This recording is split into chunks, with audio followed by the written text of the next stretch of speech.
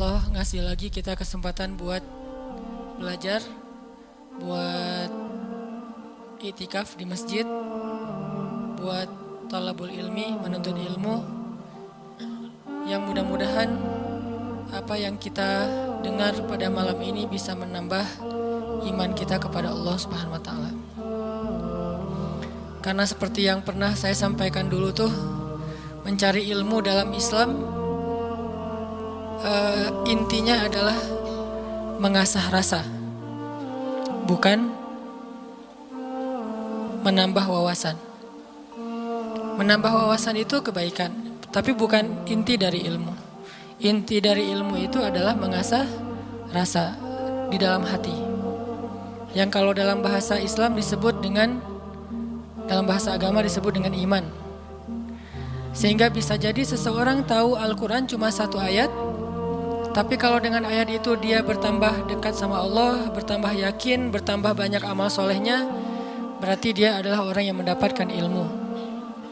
Sebaliknya ada orang yang menghafal banyak ayat, mengetahui banyak hadis, atau dia punya gelar-gelar akademik di bidang agama, cuman gak nambah iman ke Allah, gak nambah takut kepada Allah, gak nambah dekat sama Allah, berarti dia cuman mendapatkan wawasan, bukan ilmu. Sehingga inti dari ilmu itu adalah mengasah rasa.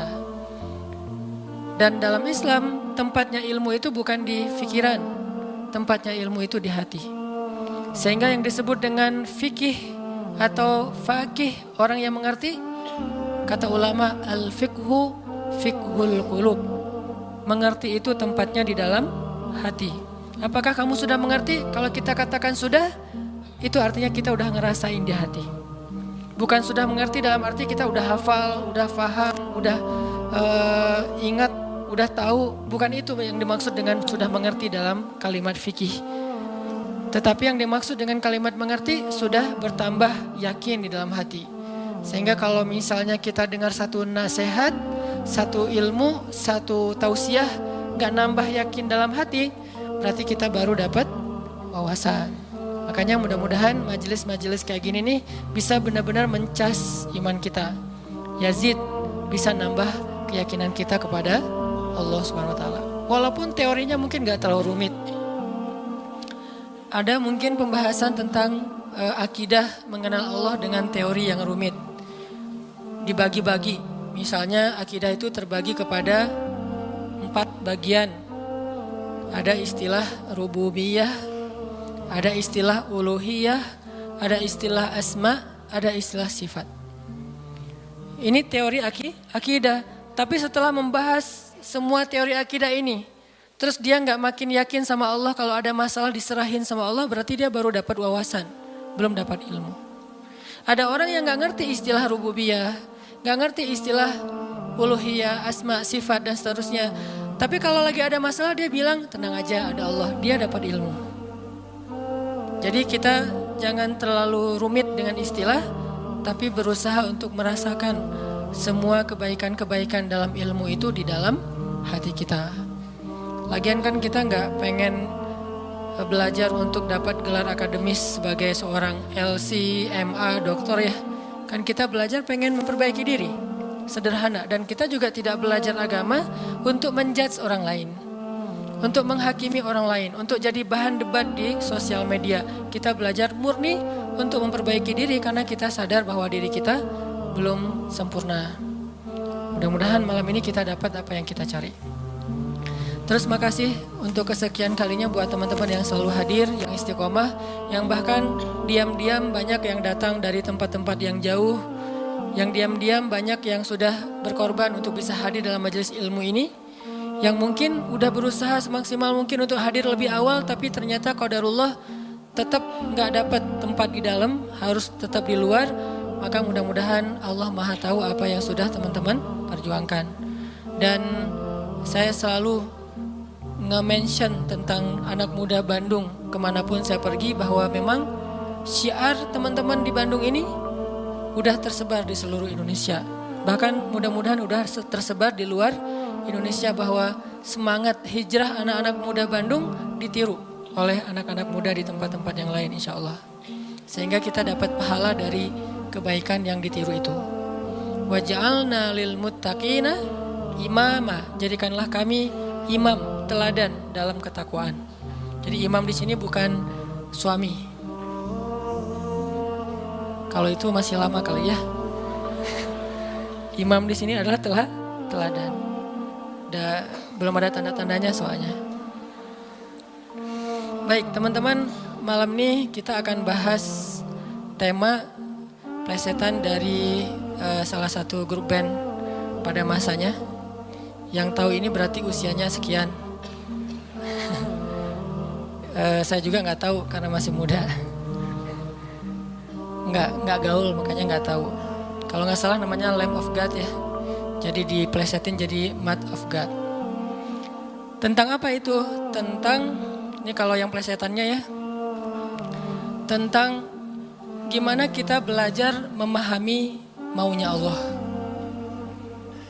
Gimana kita belajar mengerti apa yang Allah kehendaki di dalam satu peristiwa kalau kita ngalamin sesuatu. Karena kalau kita nggak ngerti maunya Allah, nggak ngerti apa kehendak Allah di dalam apa yang kita alamin, kita jadi gampang putus asa. Kita jadi kadang-kadang malah berburuk sangka kepada Allah. Kalau udah berburuk sangka kepada Allah, pasti kita akan mengambil jalan-jalan yang harusnya kita hindari. Nah, kita belajar nih memahami Allah kayak gimana sih maunya. Dan orang yang dekat sama Allah ngerti banget yang gini-gini nih. Kita pengen belajar kayak gitu juga. Kan ada orang, sebutlah kita ya sama teman. Kita tuh udah dekat sama dia dari SD, kita udah barengan. Sama-sama SD tapi beda SD-nya. Nggak lucu ya? Nggak ketawa gitu. Dari SD udah barengan, SMP barengan, SMA barengan, kuliah barengan, nikah sendiri-sendiri. Nah, udah dari dulu tuh kita udah kenal banget sama dia. Jadi kan kita udah punya feel ya. Udah ngerti banget lah, udah peka banget dia kayak gini, dia kayak gitu, dia lagi sedih, dia lagi marah, dia tersinggung. Kita udah ngerti banget nih. Begitu dia ngomong satu kata, kita langsung ngerti. Misalnya dia ngomong apa gitu, oh berarti dia lagi gak enak hati nih. Dia WA aja nih. Di WA kalau dia bilang aku berarti lagi santai. Kalau dia bilang saya berarti dia lagi kayak ada masalah nih sama kita. Ya udah nanti saya tunggu di mana gitu. Oh, kayaknya ada salah nih. Jadi kita peka karena kita ngerti dia. Terus ada apa yang kita lakuin tuh kita ngelakukan sesuai dengan, karena kita empati ya. Kita ngelakuinnya sesuai dengan apa yang nyaman buat dia. Terus kalau dia misalnya ngelakuin sesuatu, kita ngerti kenapa dia melakukan itu. Gak sampai seseorang suuzon. Kenapa ada orang suuzon sama dia? Karena gak ngerti sama dia. Kenapa ada orang yang salah sangka? Karena gak ngerti. Gitu juga kita ke Allah. Sahabat Nabi itu sangat mengerti Allah kayak gimana, Rasul kayak gimana. Sehingga ketika turun ayat Al-Quran, mereka bukan cuma ngerti teks atau makna dari ayat secara tekstual, tapi mereka juga ngerti pesan di balik ayat itu. Ini berarti kita udah berusaha untuk berpikir dengan apa maunya Allah. Kalau bahasa agama dengan logika Rabbaniyah, bukan dengan logika ilmiah, tapi Rabbaniyah, berpikir dengan logika Allah, bukan dengan logika kita doang. Contoh teman-teman, ketika turun ayat, salah satu ayat terakhir yang turun kepada Nabi di Al-Maidah, Al-yawma akmaltu lakum dinakum wa atmamtu alaikum ni'mati wa raditu lakumul Islam dinan. Hari ini telah aku sempurnakan untuk kalian nikmatku, singkatnya, dan aku ridhoi Islam sebagai agama bagi kalian. Ketika turun ayat ini, sebagian besar para sahabat bertakbir, Allahu Akbar, bahagia gitu. Kenapa bahagia? Karena ayat ini ayat berita gembira, artinya Islam udah sempurna. Islam sudah utuh, syariat udah beres nih. Tapi ada satu sahabat, yaitu Abu Bakar As-Siddiq, malah nangis ketika ayat ini turun. Ketika yang lain berbahagia. Ditanya sama sahabat yang lain, kayak Umar gitu, ya Abu Bakar, wahai Abu Bakar, kenapa kamu bersedih, kenapa kamu nangis? Bukankah ini ayat busyra, berita gembira? Kata Abu Bakar, ya ini ayat berita gembira. Terus kenapa kamu sedih? Soalnya kalau agama sudah sempurna, syariat sudah utuh, berarti tugas Nabi udah selesai. Kalau tugas Nabi udah selesai, berarti sebentar lagi Nabi akan kembali kepada Allah. Ini tanda-tanda perpisahan. Bisa dibilang kalau haji itu ada haji wada, ayat juga ada ayat wada, ayat perpisahan. Salah satu ayat perpisahan surat Al-Maidah ini. Barulah para sahabat yang lain realize, dan mereka pun menangis. Ini berpikir, merasanya itu udah benar-benar peka. Kalau bahasa kemanusianya empati gitu. Kayak saya pernah jalan sama istri.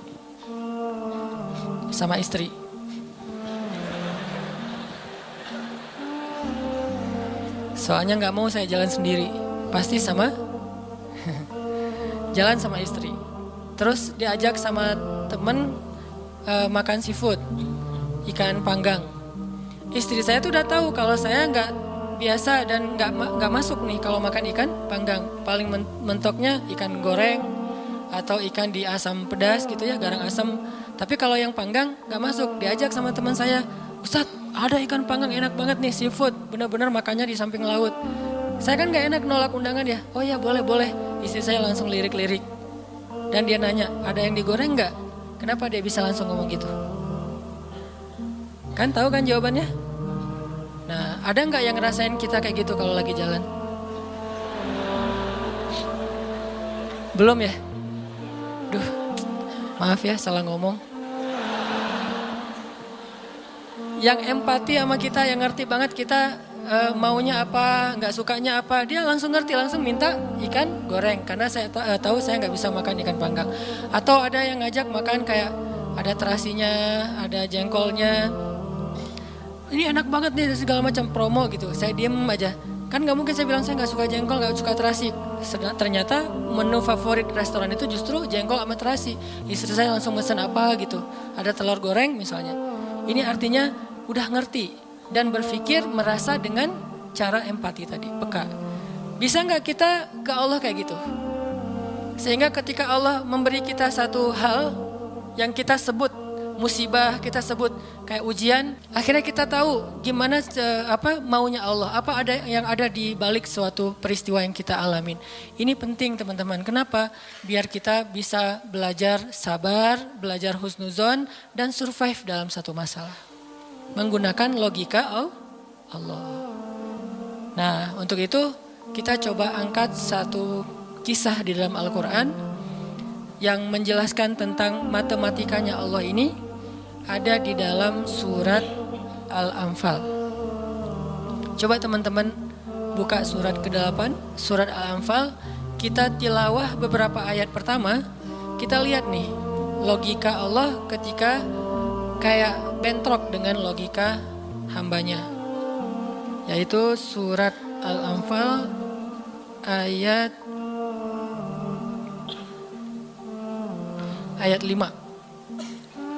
Kita baca ayat 5 sampai ayat 8. Ini salah satu peristiwa ketika logika Allah kayak bentrok dengan logika manusia. Kepengennya Allah beda sama kepengennya hamba. Terus apa yang dilakukan hamba itu? Terus apa hasil setelah itu? Kita coba baca ayat 5 sampai ayat 8. A'udzu billahi minasy syaithanir rajim. Silakan.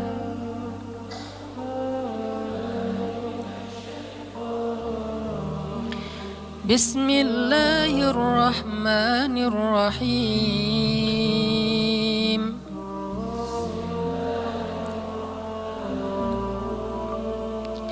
Kama أخرجك ربك من بيتك بالحق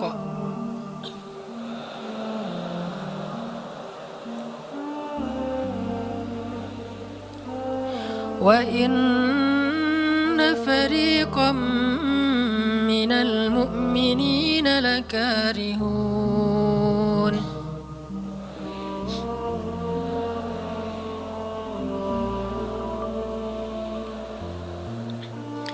يجادلونك في الحق بعدما تبين كأنما يساقون إلى الموت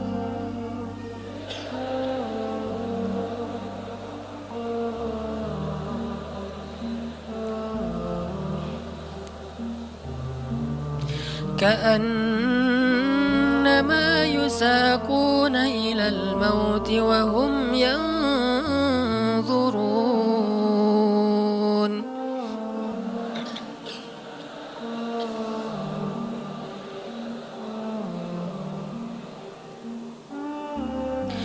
وإذ يعدكم الله إحدى الطائفتين أنها لكم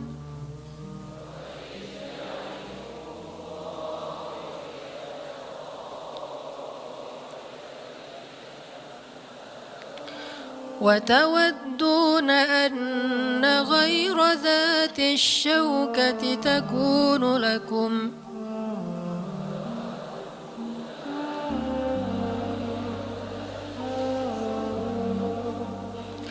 ويريد الله أن يحق الحق بكلماته ويقطع دابر الكافرين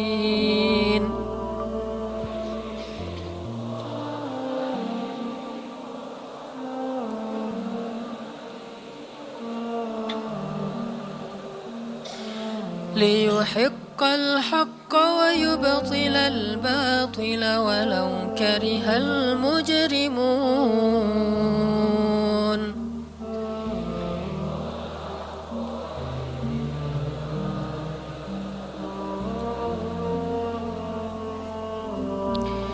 yaitu sebagaimana Tuhan kalian telah menyuruh kalian untuk pergi dari rumah kalian dengan sebenar-benarnya.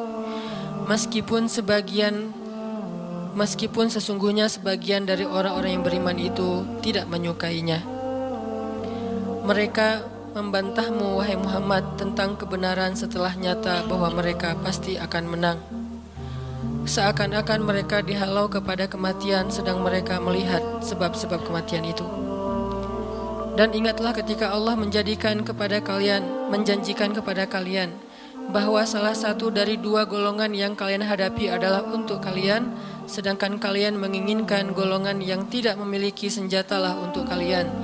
Tetapi Allah hendak membenarkan yang benar dengan ayat-ayatnya dan memusnahkan orang-orang yang menentang sampai ke akar-akarnya, agar Allah memperkuat yang hak itu Islam dan menghilangkan yang batil atau kemusyrikan, walaupun orang-orang yang berdosa itu tidak menyukainya. Shadaqallahul Azim. Ngerti teman-teman? Agak kurang jelas ya. Kenapa kurang jelas? Karena kita mungkin sebagian belum membaca kisah yang ada di dalam ayat ini. Salah satu tips paling gampang kalau kita pengen ngerti ayat Al-Quran, baca dulu sejarah yang berkaitan dengan ayat itu.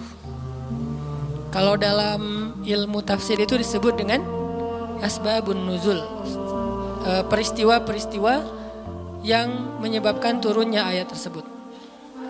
Contohnya surat Al-Anfal. Kalau teman-teman pengen ngerti surat Al-Anfal, coba sebelum baca surat Al-Anfal, baca dulu peristiwa Perang Badar secara lengkap. Nanti di buku sejarah tuh ada Perang Badar, cari yang paling tebal, biar nanti pas kita baca detail, banyak hal-hal kecil yang kita jadi ketahuan. Baca peristiwa Perang Badar, setelah berkali-kali baca udah ngerti banget, kayak nonton film berkali-kali sampai hafal. Setelah itu coba baca surat Al-Anfal, pasti beda. Seolah-olah kita ngalamin ketika ayat itu turun. Itulah bedanya sahabat sama kita. Mereka lebih mengerti Al-Quran karena mereka ngalamin. Nah kita kan cuma membaca teks sejarah, tidak mengalami. Tapi kalau kita baca sejarah berkali-kali lalu baca Al-Anfal, itu akan lebih berasa. Itu yang saya alami. Nah, termasuk ayat yang tadi kita baca. Apa sih yang terjadi sampai turun ayat kayak gini? Yang terjadi dulu di tahun kedua setelah Nabi hijrah ke Madinah, orang-orang Mekah yang dipimpin oleh Abu Sufyan mau berdagang ke Syam. Apa yang mereka bawa dalam karavan dagang? harta-harta orang Islam yang dirampas ketika orang Islam hijrah ke Madinah. Jadi kayak misalnya Abu Bakar hijrah ke Madinah, harta Abu Bakar yang ditinggalin di Mekah itu dirampas sama Abu Sufyan. Terus ada Suhaib bin Amr Ar-Rumi hijrah ke Madinah, semua harta yang ditinggalkan di Mekah, pasarnya, ladangnya, ternak-ternaknya diambil oleh Abu Sufyan lalu didagangkan ke Syam. Nah, setelah 2 tahun kaum muslimin berada di Madinah, dapat kabar nih kalau Abu Sufyan dan karavan dagangnya baru pulang dari Syam membawa keuntungan hasil dagang harta kaum muslimin yang dirampas di Mekah. Berarti yang dibawa oleh Abu Sufyan harta siapa? Harta kaum muslimin ya, harta sahabat. Sehingga Nabi mengatakan, mari kita cegat Abu Sufyan yang ngelewatin jalur dekat kota Madinah, karena memang itu jalur lintas antar negara. Mari kita cegat Abu Sufyan dan kita ambil kembali hak kita.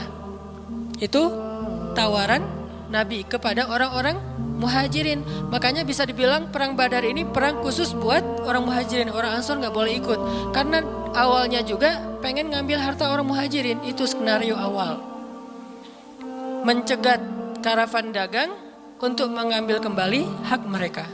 Yang namanya karavan dagang kan gak banyak pengawal, beda dengan pasukan perang. Paling-paling pengawalnya 10-20, dibandingkan sahabat yang 300 orang, ini kecil. Sedangkan keuntungannya kalau berhasil mencegat besar. Jadi tantangannya, resikonya kecil, keuntungannya besar. Ini skenario awal. Sehingga para sahabat semangat. Udah 2 tahun kita kelaparan, udah 2 tahun kita gak punya apa-apa, bergantung kepada orang Ansor, gak enak sama orang Ansor. Masa makan terus di rumah orang? Nah sekarang kebetulan harta kita lewat nih, ya udah kita rampas lagi. Itu skenario awal. Udah siap-siap nih, udah siap-siap mau berangkat jalan. Tengah jalan Abu Sufyan dapat berita, kan pakai mata-mata gitu, dapat berita bahwa kaum muslimin mau mencegat. Akhirnya Abu Sufyan langsung nelpon Abu Jahal. Jahal gitu.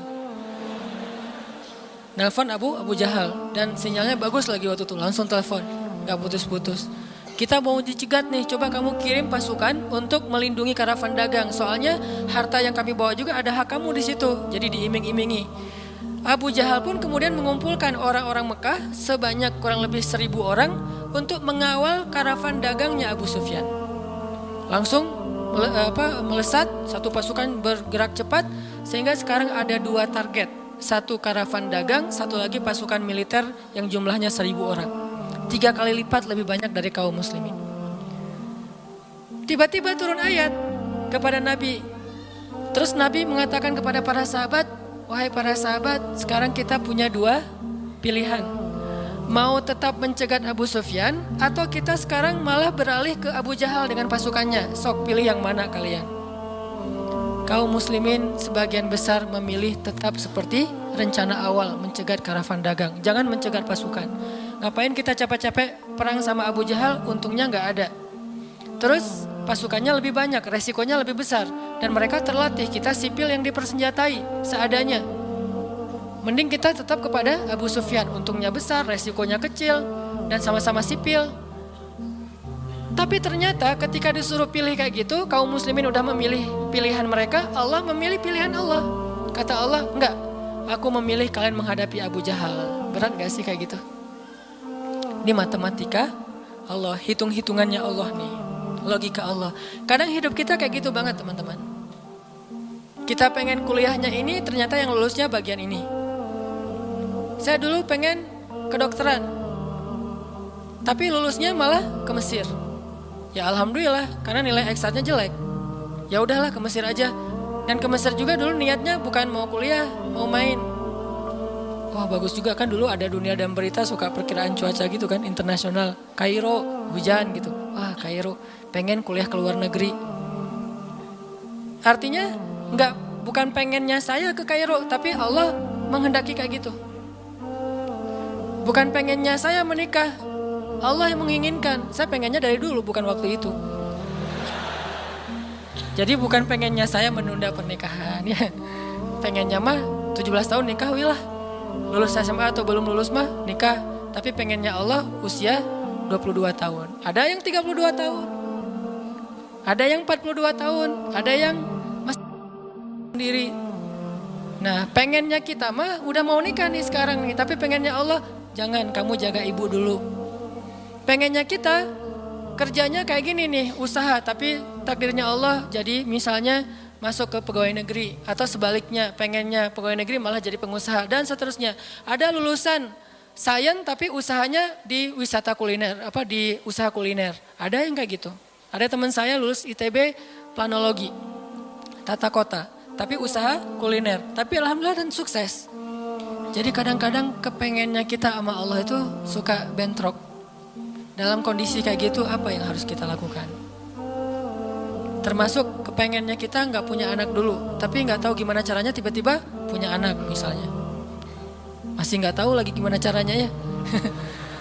Kan ada tuh udah nikah, kita jangan punya anak dulu ya, karir dulu ya aja. Tapi ternyata nggak ada ikhtiar, pasrah gitu ya, akhirnya punya anak misalnya. Kan bukan kepengennya kita. Atau pengen punya anak tapi belum punya aja, udah 15 tahun menikah belum punya anak. Kayak Nabi Zakaria, gimana nih? Ketika apa yang kita inginkan dengan apa yang Allah inginkan, kesannya bentrok. Itulah yang terjadi kepada kaum muslimin dalam perang Badar. Mereka pengen Abu Sufyan, Allah pengen Abu Jahal. Sehingga Allah katakan di ayat 5-nya, wa inna fariqam minal mu'minin lakarihun. Walaupun sebagian orang-orang yang beriman itu karihun, gak suka. Sehingga pada diam-diam mereka sebetulnya ngeluh gitu. Kenapa ya jadi berubah gini, tahu gini dari awal gitu kan ya. Mulai desas-desus di antara kaum muslimin. Karihun, tidak suka dengan pilihan ini, gak suka dengan tawaran ini. Inilah yang terjadi. Dan kita kadang-kadang juga karihun dengan kehendak Allah. Karihun, kenapa sih harus kayak gini? Kenapa sih saya hidupnya gini-gini amat? Kenapa saya yang diperlakukan kayak gini? Kenapa? Dulu ada satu tips, katakan saja la'allahu khair. Ya mudah-mudahan ada kebaikan di sini. Yang penting saya udah ikhtiar, jadinya kayak gini ya udah jalanin aja. Saya udah ikhtiar, jadinya sama dia ya udah jalanin aja. Mudah-mudahan la'allahu khair. Nah ini kita coba nanti lanjutkan lagi kisah perang Badar. Terus kita coba lihat hubungannya dengan hidup kita tuh kayak gimana. Mudah-mudahan kita bisa tahu apa yang harus kita lakukan kalau keinginan kita dan keinginan Allah kadang-kadang seperti bentrok. Dalam contoh sehari-hari aja. Misalnya mau main, ternyata lapangannya becek misalnya. Kalau buat anak-anak BMX atau skate mau ngetrik ternyata lagi cedera. Atau mau jalan sama seseorang, hujan misalnya. Ngapain lagi? Mau beli handphone baru. Ternyata usaha kita yang tadi kita udah pikirin ada untungnya malah rugi. Mau jalan-jalan keluar kota, pasangannya sakit. Dan banyak, kadang-kadang penyebabnya sepele banget. Tapi bikin kita kecewa. Nah, gimana caranya kalau kondisinya kayak gitu? Sama kayak para sahabat dulu dalam perjalanan umroh. Pengen umroh, ternyata udah sampai di perbatasan kota Mekah, gak boleh masuk, disuruh pulang lagi ke Madinah. Itu kan diceritain dalam surat Al-Fatihah. Tentang perjalanan umroh yang berakhir dengan malah perjanjian Hudaybiyah. Niatnya pengen umroh, tapi endingnya perjanjian.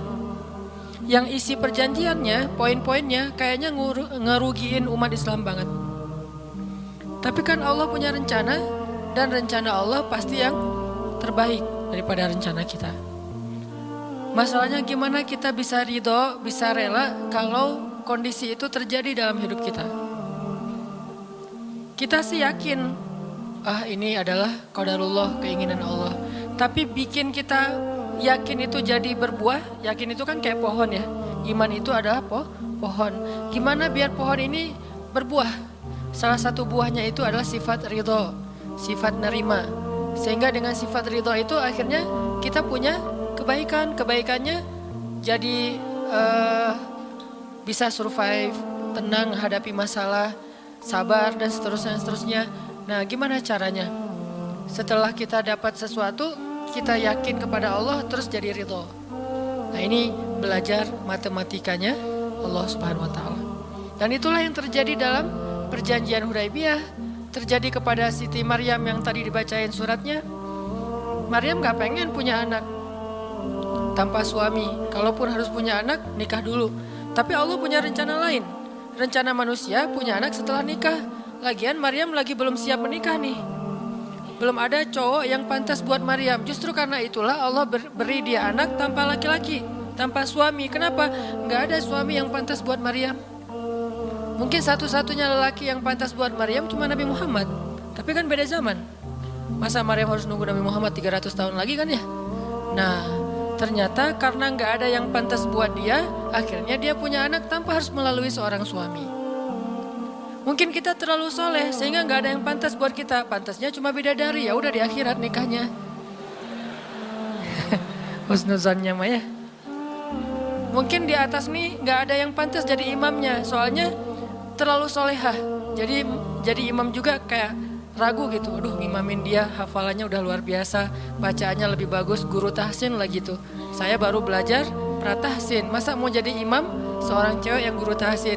Karena dia terlalu keren, akhirnya gak ada yang pantas buat dia nih. Maryam kayak gitu banget. Karena terlalu keren, terlalu soleh, sampai ulama aja ragu Maryam ini nabi atau bukan gitu. Sehingga ada dua pendapat ulama, sebagian bilang Maryam bukan nabi, orang soleh.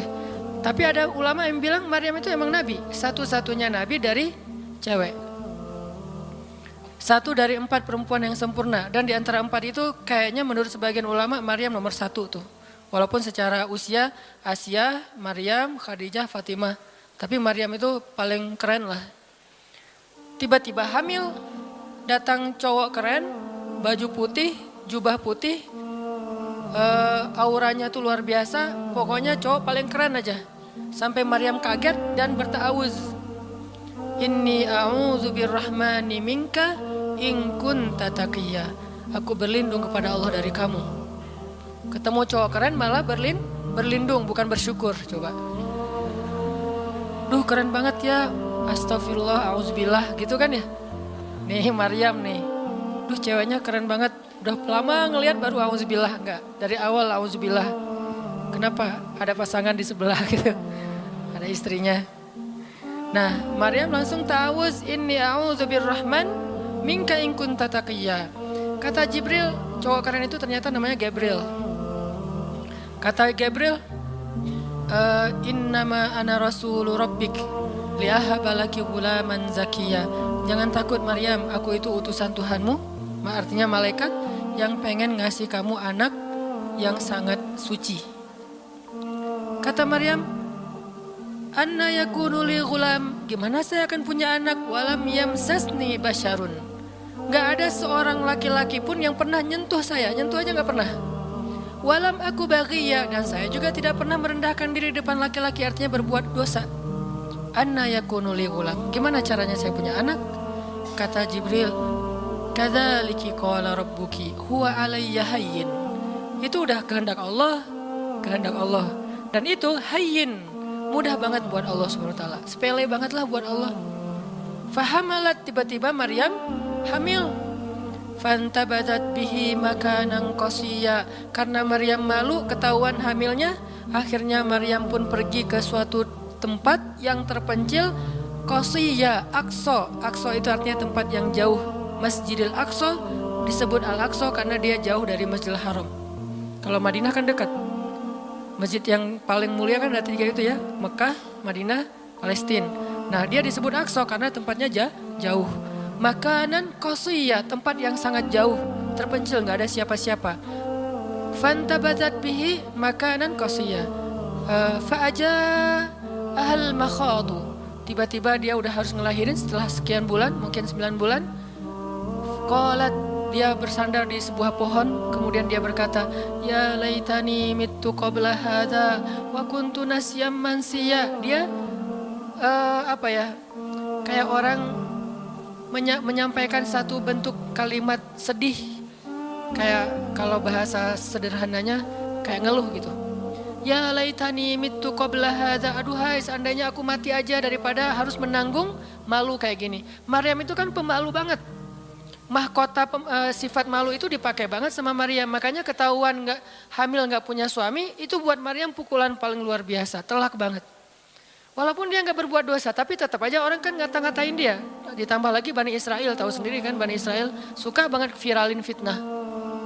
Ada apa? Viral langsung di Bani Israel tadi.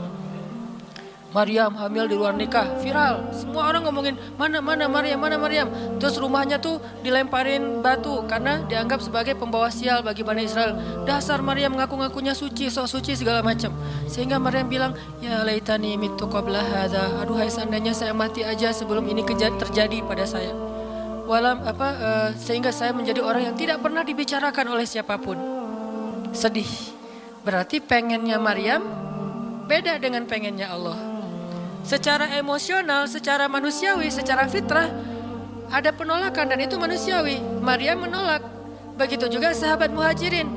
Wa inna fariqam minkum lakarihun. Minhum lakarihun. Walaupun sebagian kalian itu dalam keadaan karih, menolak, enggak suka.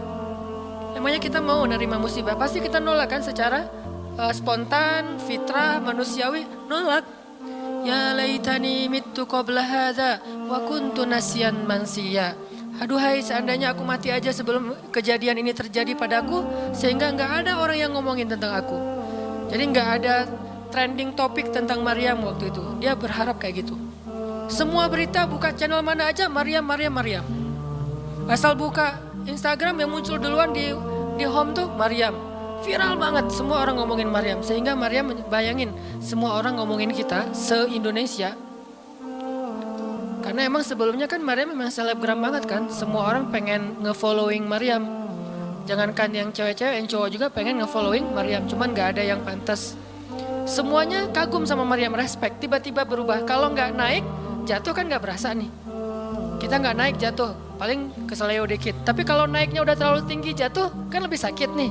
Maryam tuh naiknya udah terlalu tinggi. Saking tingginya sampai Nabi menyebut dia satu di antara 4 yang sempurna di muka bumi. Gak ada perempuan yang sempurna kecuali 4 itu. Itu benar-benar dipuja-puja tuh Maryam. Pengen punya anak nanti namanya Maryam. Pengen punya istri kayak Maryam.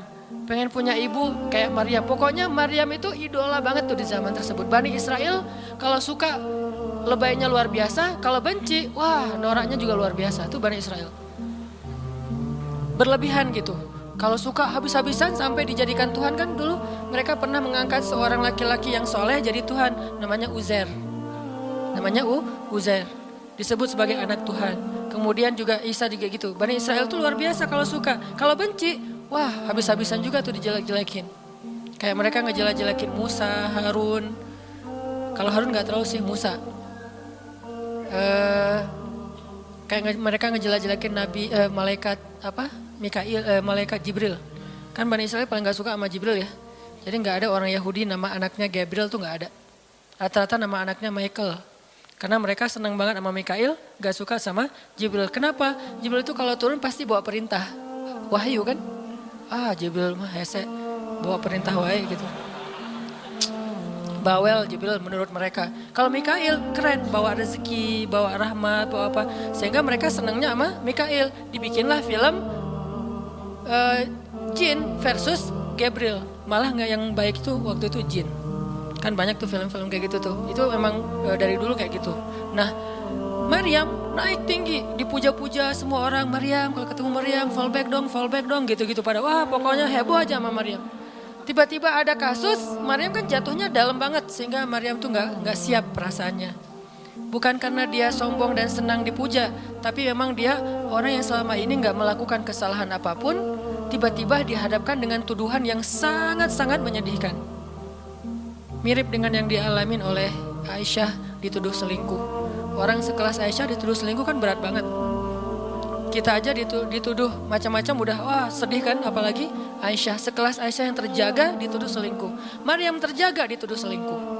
Ternyata diam-diam Maryam banyak banget ada versi gosip dia melakukannya dengan rahib. Ada yang gosip melakukannya sesama murid di Al-Aqsa, ada gosip melakukan dengan Zakaria, banyak gosip.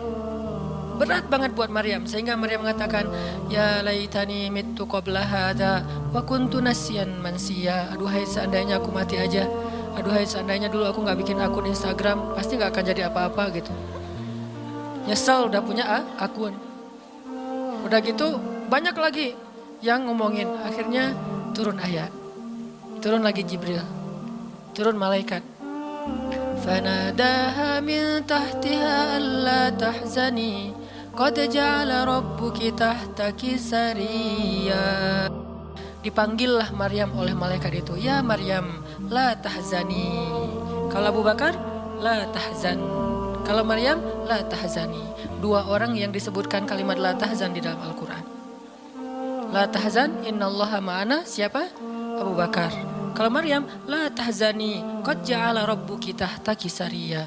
Jangan sedih wahai Maryam, gak usah khawatir. Allah udah memunculkan mata air di bawah kakimu. Artinya Allah yang akan merawat kamu, Allah yang akan ngebelain kamu, Allah yang akan deketin kamu, Allah bersama kamu wahai Maryam. Apa pelajarannya di sini teman-teman? Ketika Allah menggunakan logikanya yang kita tidak bayangkan, yang awalnya kita tolak, itu artinya Allah sedang memberikan kita kesempatan hanya akan ditolong oleh Allah saja, tidak oleh makhluk. Ketika Allah menempatkan kita dalam satu situasi yang sulit, yang sampai bikin kita kehabisan ide nih gimana cara keluar dari situasi ini, itu berarti Allah lagi ngasih kita kesempatan masuk dalam sebuah situasi yang tidak ada yang bisa nolong kita kecuali Allah. Allah pengen nolong sendiri. Dan pertolongan Allah itu ajaib. Tapi kalau Allah tempatkan kita dalam sebuah situasi yang kita masih berpikir dan menemukan beberapa jalan walaupun belum pasti bisa, berarti kita masih diberikan kesempatan yang nolong kita itu makhluk. Oh minta tolong ke si fulan, minta tolong si fulan. Tapi begitu kita mentok, kenapa ya kok berat banget nih masalah saya? Berarti Allah lagi menempatkan kita di sebuah situasi yang Allah sendiri yang akan menolong kita. Itulah perang Badar, itulah perang Ahzab, itulah Hudaybiyah, itulah Maryam, itulah banyak kisah kayak gitu. Situasi yang kayak udah mentok banget, yang gak pernah kita bayangkan, yang kita awalnya pasti nolak secara spontan, berarti Allah lagi nempatin kita di sebuah situasi yang Allah pengen men-treat kita langsung sendiri, gak mau pakai yang lain. Qad ja'ala rabbuki tahtaki sariya. Allah sendiri yang akan memunculkan mata air di bawah kakimu wahai Maryam. Ayub juga kayak gitu. Semua dokter datang habis uang Ayub untuk biaya dokter tapi gak sembuh. Kenapa? Allah gak pengen kesembuhannya dengan cara-cara yang kebayang oleh Ayub.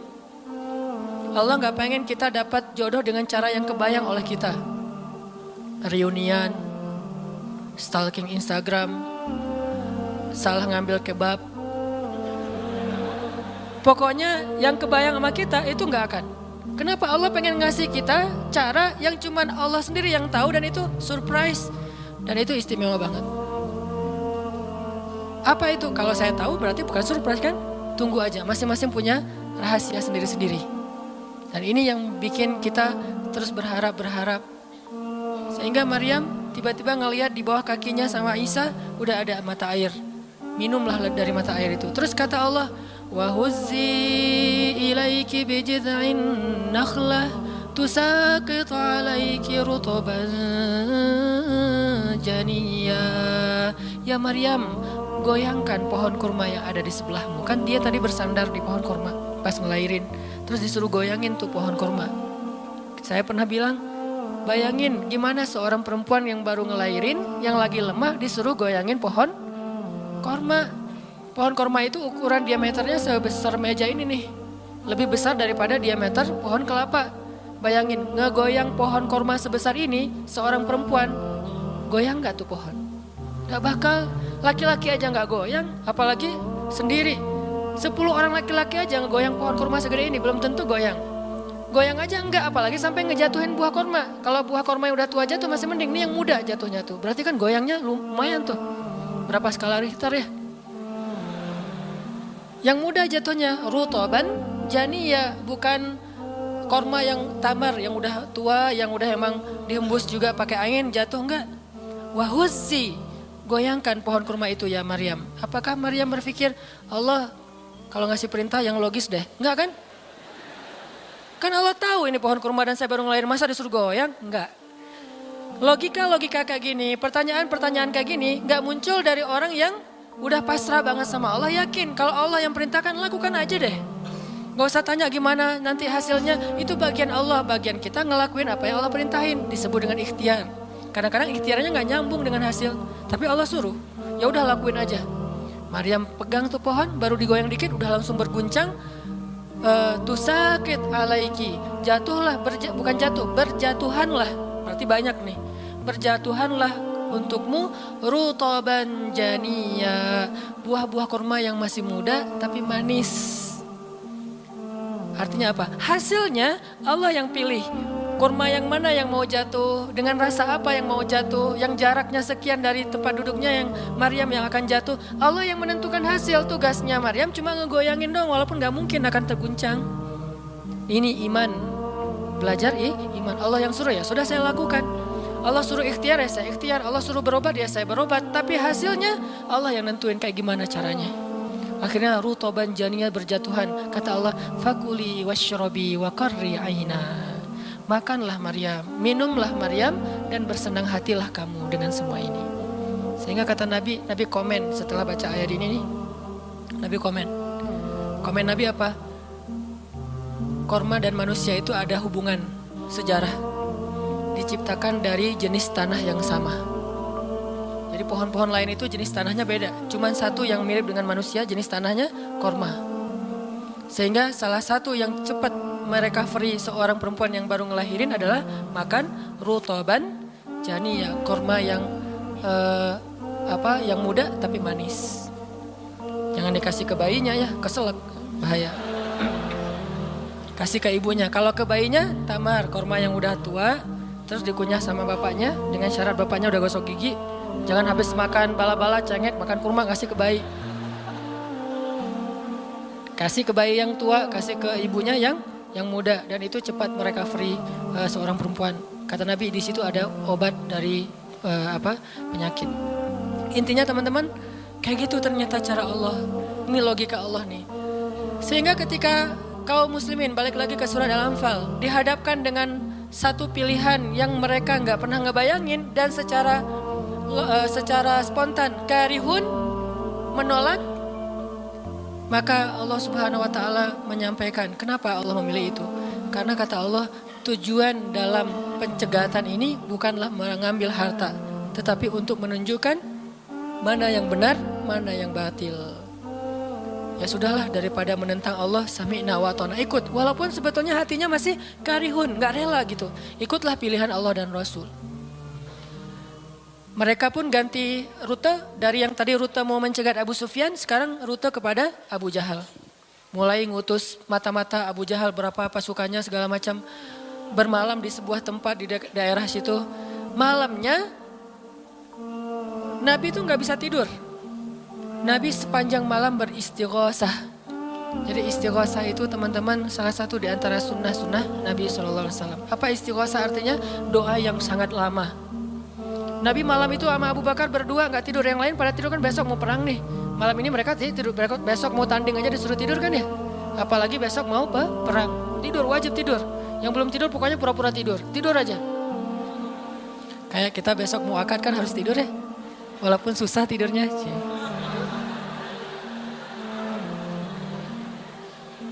Pokoknya kalau mau akad gak bisa tidur teman-teman. Ngapain? Ngafal aja, saya terima kok.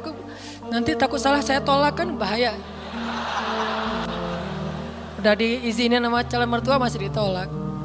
Nah malamnya pada tidur kecuali 2 orang. Rasul sama Abu Bakar, selalu berdua orang ini nih. Pokoknya soulmate banget. Direkam soulmate-nya di Al-Quran. Rasul beristighosah, doa yang sangat khusyuk. Berharap banget, panjang lagi doanya sepanjang malam. Sampai Nabi mengangkat kedua tangannya itu gak gini, tapi gini. Pernah gak doa gini? Nah makanya masih sendiri ya. Coba istighosah, ya Allah. Langsung tuh. Jadi kalau doa jangan gini doang, apalagi gini, santai. Sesekali doa, Allah. Ternyata belum, naik lagi, mungkin. Dan itu ada sunnahnya, Nabi berdoa dengan, kan Nabi berdoa kadang mengangkat tangan, kadang tidak mengangkat tangan, kayak doa sehari-hari masa angkat tangan kan ya. Kayak mau makan misalnya, bismillahirrahmanirrahim amutu wa ahya. Allahumma barik lana gitu ya. Kan nggak harus ngangkat tangan. Sarewai ini. Nah, udah kadang Nabi doanya gini, nelunjuk. Bukan perintah Allah, ya Allah kasih lo ya. Enggak. Nelunjuk dengan filosofi Arab sama filosofi Indonesia beda. Makanya jangan menerjemahkan teks Arab dengan konteks kita, dengan persepsi kita. Terjemahkan dengan persepsi bahasa sendiri.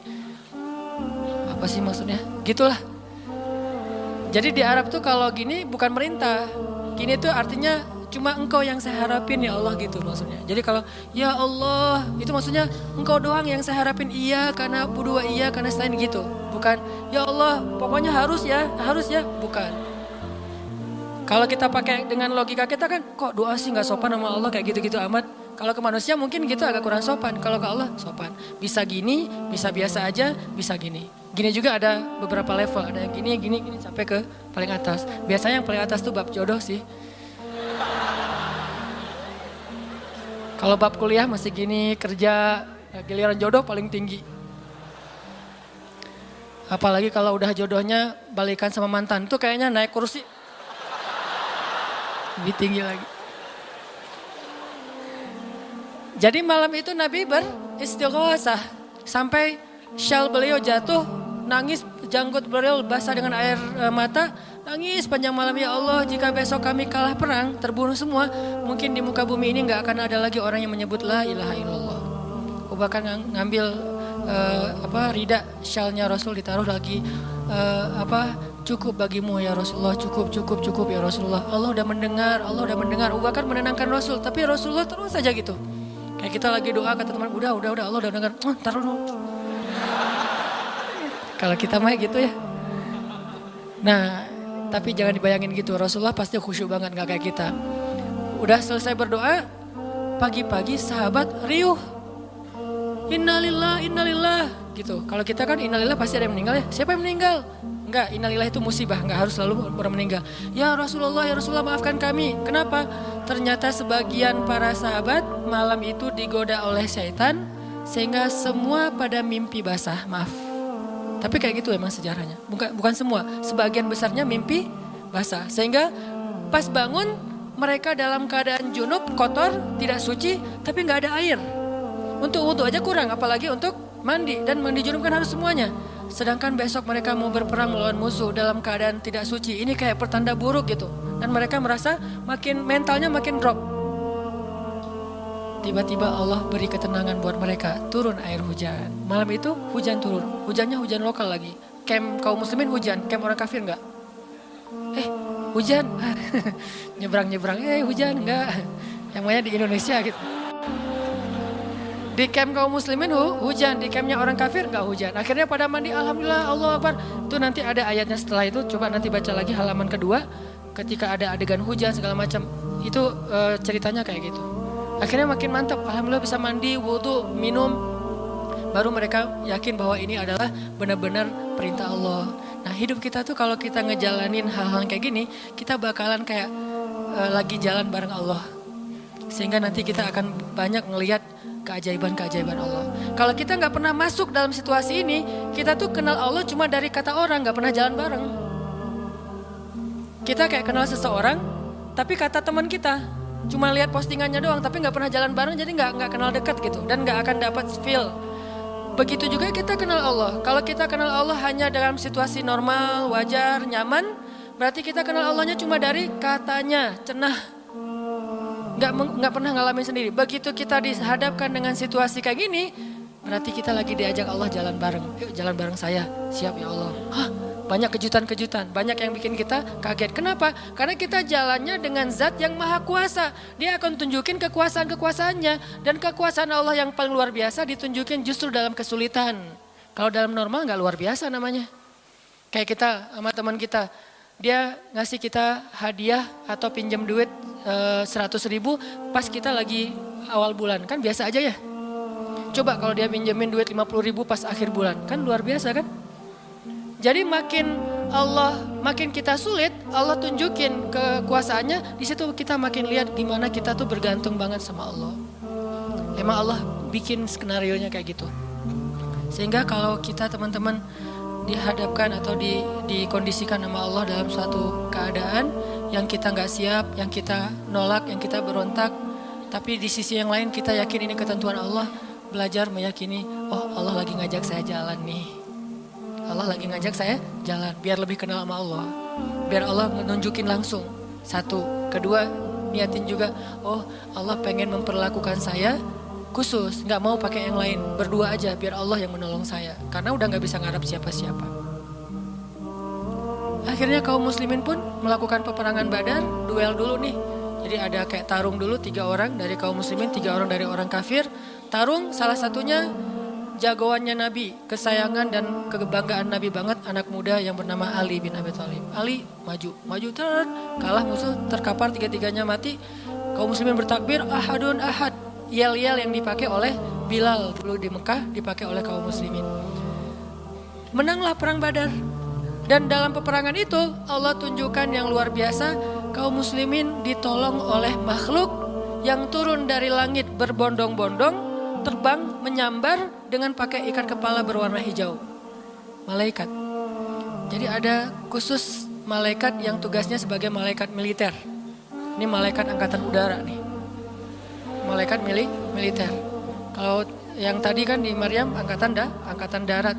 Jadi ngasih korma segala macam. Ini angkatan udara. Nyambar dari atas, bayangin. Kaum muslimin lagi perang, tiba-tiba serangan udara kan luar biasa tuh. Dan ini pertolongannya munculnya kenapa? Karena kaum muslimin memilih pilihan Allah, menggunakan logika Allah. Di logika itu, di jalan itu, di kondisi itu, Allah bakalan nunjukin banyak keajaiban. Kalau kita pengen lihat keajaiban, belajarlah untuk bersabar kalau kita tiba-tiba berada dalam kondisi kayak gitu. Kalau enggak, kita enggak akan pernah ngelihat keajaiban dan kebesaran Allah. Tiba-tiba datang malaikat nyamber, terus pergi lagi, nyamber lagi. Itu berbondong-bondong tuh, ribuan malaikat. Ngapain sih kok banyak banget ribuan malaikat? Sebetulnya satu malaikat juga ngehembus kan habis tuh orang kafir ya. Apaan sih orang-orang, habis kan ya? Gampang kan buat malaikat, kenapa sampai ribuan? Kata Allah alasannya bukan untuk ngancurin orang kafir. Alasannya untuk meneguhkan orang beriman. Jadi Allah kirim banyak tujuannya untuk meneguhkan orang beriman. Sehingga bertambahlah keyakinan mereka kepada Allah Subhanahu Wa Taala. Kita aja yang memang tidak diberikan kesempatan bisa ngelihat malaikat. Tapi malaikat tuh nolongin kita. Terutama nolongin teman-teman yang masih fisabilillah. Itu Allah, malaikat dekat banget sama mereka. Saya udah gak tega nyebutnya. Udah lama kan saya gak menggunakan kata itu ya. Gak tega juga lama-lama. Teman-teman yang masih sendiri, yang masih dalam penantian, malaikat itu kalian gak sendiri. Ada malaikat di sebelah. Malaikat juga kasihan sama kita. Kita aja yang nggak ngelihat. Ada malaikat. Kenapa di sini? Saya khusus ditugaskan nemenin orang-orang kayak kamu dan teman-teman kamu. Oh ya, malaikat yang khusus nemenin yang berstatus J tadi. Ada hadisnya Ustadz? Nggak ada sih. Tapi yakinlah bahwa malaikat itu diutus untuk menolong orang-orang yang sabar.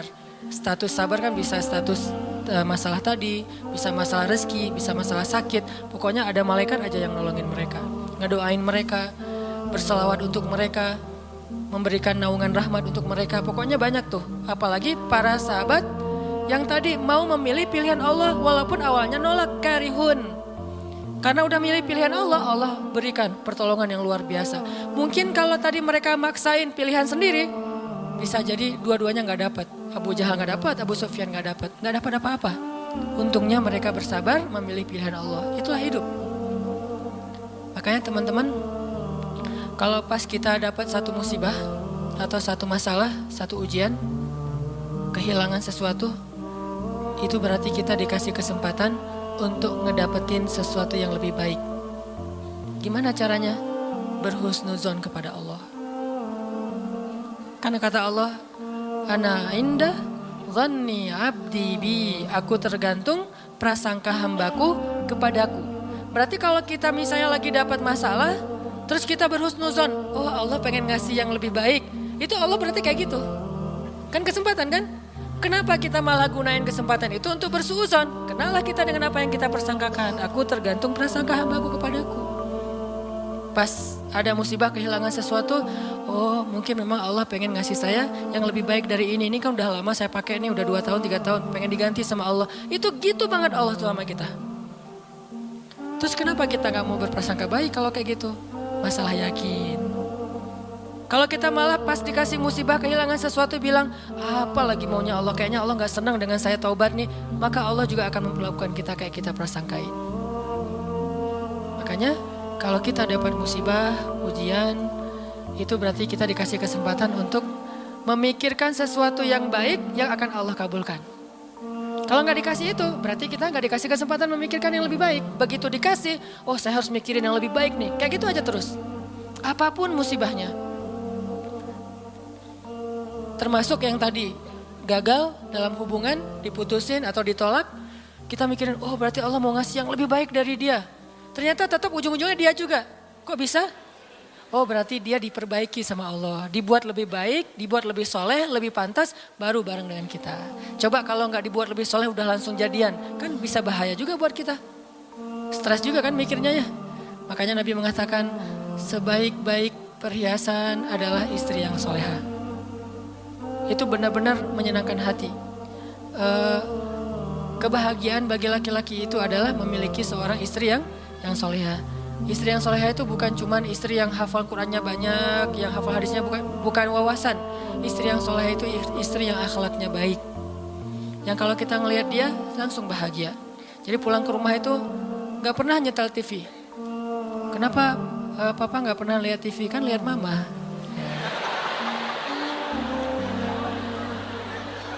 Yang lama nonton TV pasti ini gak nyaman ngelihat istrinya nih. Jadi kalau sampai rumah bikin kopi, duduk di tengah ruangan, lihat istri lalu lalang gitu. Pak, TV-nya di situ, ngapain ke sana, kemana mama pergi? Itulah hiburan buat papa. Berat juga. Pernah nggak ngomong kayak gitu? Belum. Gimana mau ngomong, nggak ada orangnya ya. Nanti kalau udah ada gitu tuh. Makanya saya jarang nonton TV. Sering nonton YouTube soalnya. Nah ini ya teman-teman. Jadi kita berprasangka begitu dikasih musibah. Oh berarti Allah pengen ngasih yang lebih baik. Yang terbaik deh yang kita prasangkain. Karena Allah akan kayak gitu banget. Inilah rahasia matematika Allah. Yang Allah berlakukan kepada Ahlu Badar. Yang Allah berlakukan kepada para sahabat yang berjanjian Hudaybiyah, Bai'atul Ridwan. Yang Allah berlakukan kepada Siti Hajar, Maryam, dan banyak lagi kisah-kisah yang benar yang disebutkan di dalam Al-Quran. Mudah-mudahan nambah yakin kita bukan minta musibah, tapi emang itu fitrah kehidupan manusia. Udah kayak gitu sunatullah, semua yang hidup pasti dikasih ujian. Jangankan orang biasa, jangankan orang beriman, orang biasa aja dikasih ujian, apalagi beriman. Beriman itu pasti dikasih ujian sama Allah. Cuman karena ujian itulah Allah memperlakukannya lebih istimewa daripada orang lain. Jadi siapa orang yang paling istimewa di mata Allah? Yang paling banyak diuji. Jadi jangan pede dulu bahwa kita lebih istimewa di mata Allah gara-gara kita ibadahnya lebih bagus dari teman kita. Bisa jadi teman kita nggak tahajud. Bukan berarti nggak perlu tahajud ya, tahajud keren, bagus, luar biasa. Tapi ini kalau kita ke orang lain gitu, misalnya kita udah tahajud, misalnya kita udah taklim, misalnya kita udah tilawah, misalnya kita udah sedekah, misalnya. Terus kita ngerasa kayak lebih baik dari orang lain, jangan. Karena bisa jadi ibadah teman kita, diam doang tuh. Ngapain? Sabar menghadapi ujian, itulah ibadahnya. Bisa jadi orang yang paling mulia di mata Allah itu orang yang sedang sakit di rumah sakit atau di rumahnya yang gak bisa berobat bertahun-tahun. Pas kita lihat ke dia mah gak, ibadahnya gak dahsyat kayak kita. Gak pernah ikut taklim, tilawahnya sedikit-sedikit, paling juga yang dia hafal aja karena udah gak bisa baca saking sakitnya. Tapi ibadahnya itu 24 jam sehari lewat apa? Sabar menghadapi ujian sakit. Berarti bisa jadi teman kita yang baru diputusin itu lebih mulia daripada kita yang baru jadian. Jadi jangan ngeledekin ya, jangan suka membuli lah. Karena yang dibully itu bisa jadi lebih mulia daripada yang membuli. Astagfirullahaladzim. Ya. Itulah teman-teman kajian tentang matematika Allah. Mudah-mudahan kita mengerti. Maksud mengerti di sini meyakini bisa bertambah yakin sama Allah dan bisa diterapin. Tadi kalau dikasih ujian berarti kita punya kesempatan berprasangka baik supaya kita dapat apa yang kita prasangkakan. Kalau dikasih ujian berarti Allah pengen ngajak kita jalan berdua nih. Kalau dikasih ujian berarti Allah pengen memperlakukan kita secara khusus. Gak mau yang lain bantu kita, pengen Allah doang yang bantu. Dan itu keistimewaan dari Allah untuk kita.